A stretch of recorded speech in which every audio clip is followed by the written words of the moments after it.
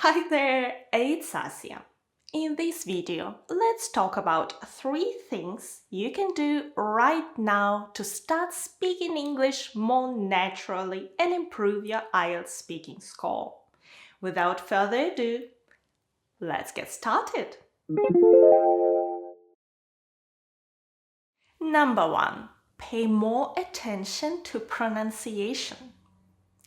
When IELTS examiners assess you, 25% of your score depends on your pronunciation. However, when we learn English, we dedicate less time to it than any other skills. Of course, at the very beginning, your ability to say something is more important than how you say it. As your English skills improve, the importance of pronunciation increases. Right now, I'm not talking about your accent. You're not expected to have a certain accent to get a high score in IELTS speaking. And the fact that the examiner can clearly hear your Russian, Indian, or Italian accent will not prevent you from getting even the top score. What matters is how easy it is to understand you. You are marked on pronunciation.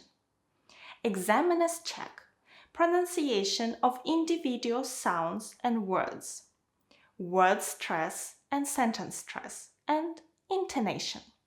Do you think you pronounce sounds and words correctly?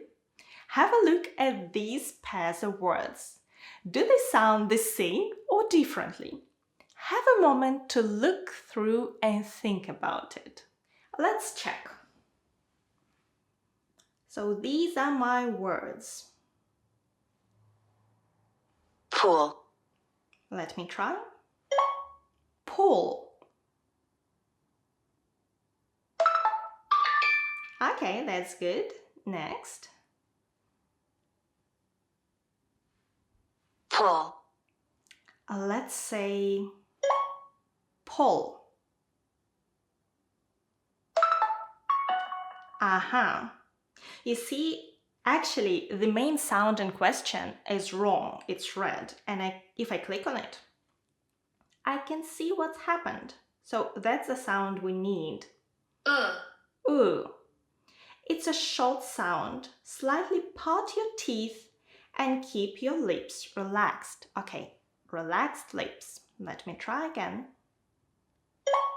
Pull. Much better.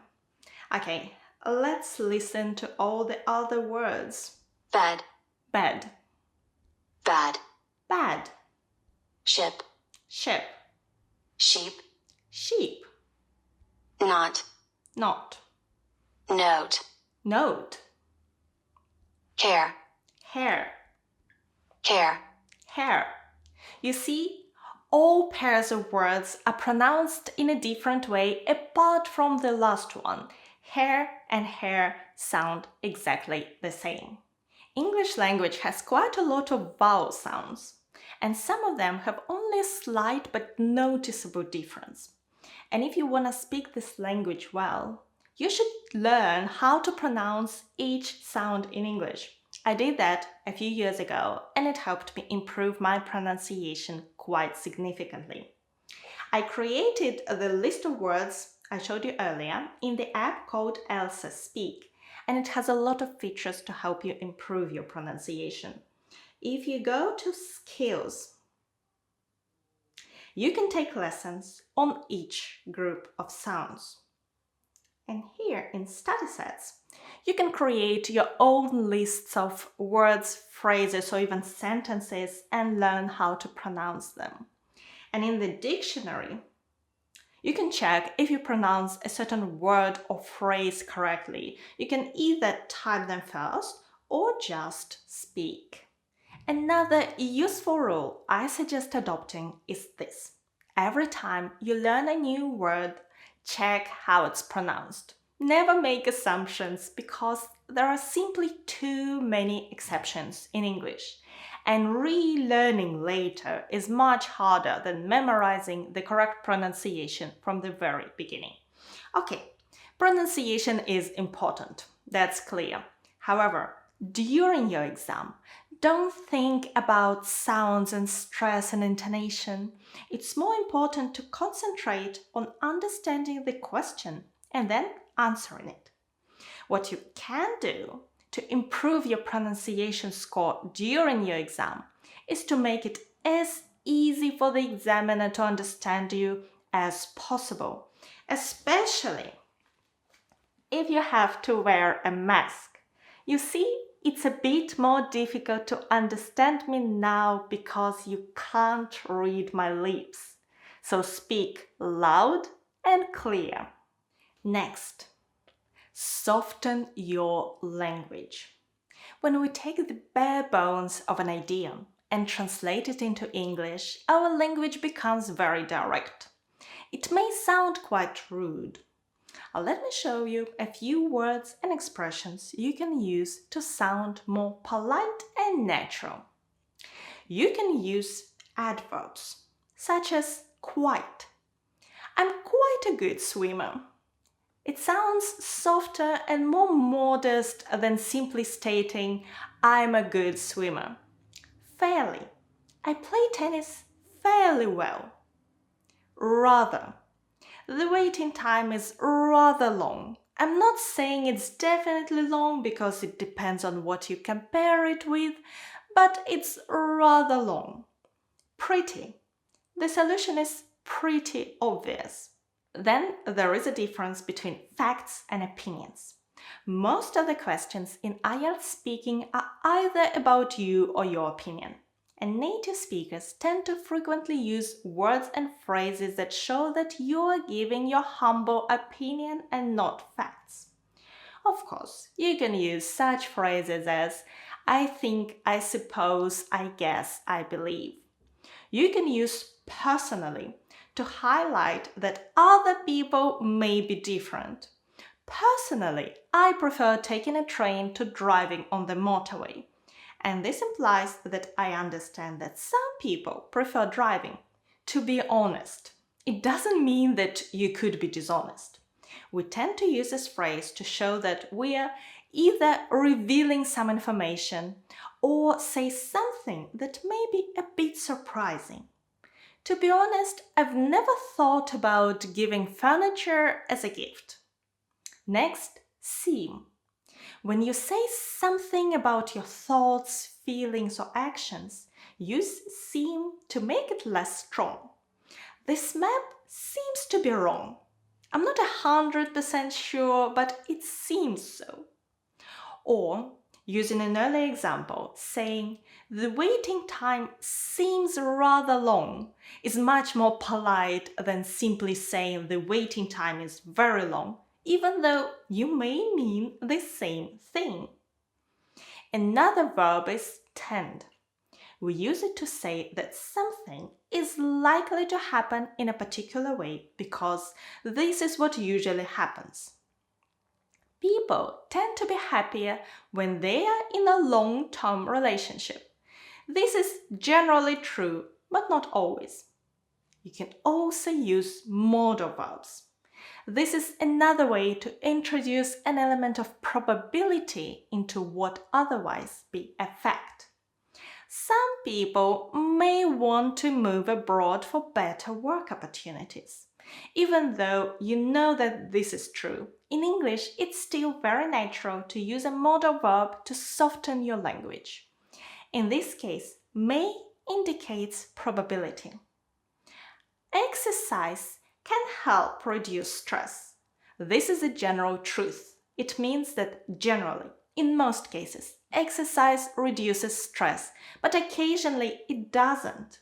So exercise can help reduce stress. There are different situations when you may need to use modal verbs, and I have a more detailed video on how to use them in IELTS, and I will link it in the video description box below.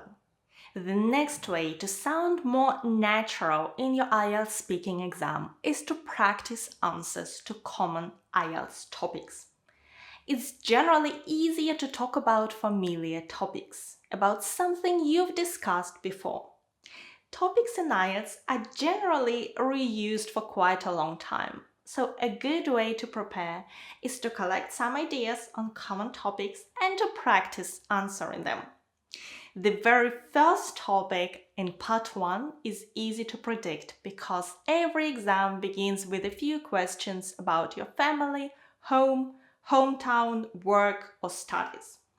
I've prepared a PDF guide with questions, sample answers, and vocabulary for some of these topics, and it's linked in the video description box below. Please download it. Another place to practice your answers to IELTS speaking questions is ELSA Speak. So here you can find all the lessons on different topics and you can actually practice all 3 parts. For example, sports. Inside you see all the lessons. Some are free, some require paid subscription, and they have different levels of difficulty. So these lessons are medium. Let's check one. Get interested. So first, you learn a phrase. Get interested. Okay, now a whole sentence. I'm getting pretty interested in that.